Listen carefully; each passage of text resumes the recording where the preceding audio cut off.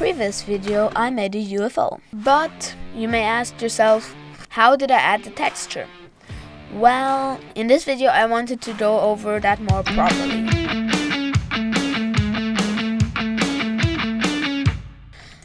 So, as you can see, I already have a texture, and that is not optimal if you want to show how to make a new one. So I'm just gonna quickly remove it. So if you want to texture your 3D object, it doesn't have to look like this. It can look the way, it can just be any object. You want to see how there, usually you'd be on this tab right here, on the right side of your screen, there below there where you see all the objects that you added. Here you see that there are a few tabs, and I don't know how many there are, but if you look down, the last one looks like a checkerboard. The one directly above it, material properties, there you should see a button that should be right here where there is new written on. You want to click on that, and then you'll see that you have a lot of properties. You could play around with these, but the most important one is base color. You should see it right here. It should be usually white, and it should be a little lower under surface. This should have a yellow button. You need to click on that, and then you should have the selection. You should see texture, and then you can select image texture.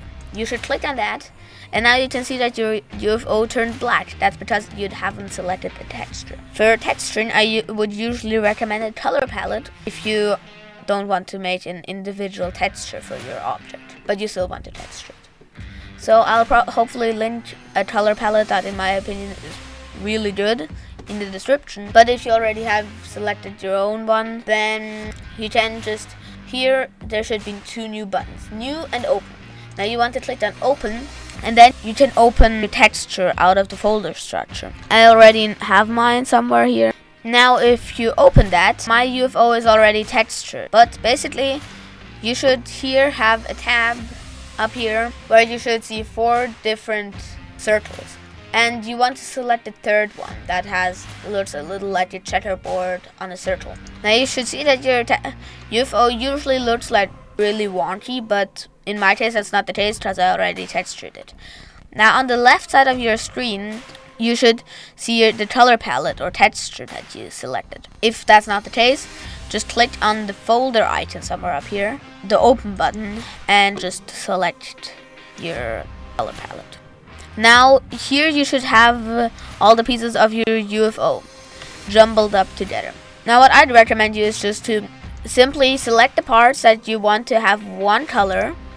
So in this case, I'd start off with the beam for me. Then I'd go in one of these orthographic views. I'd recommend the side, so X or Y. Then I'd go up here to UV, project from view. And now here on the left side, you should see that here it looks exactly like here. You have already selected it.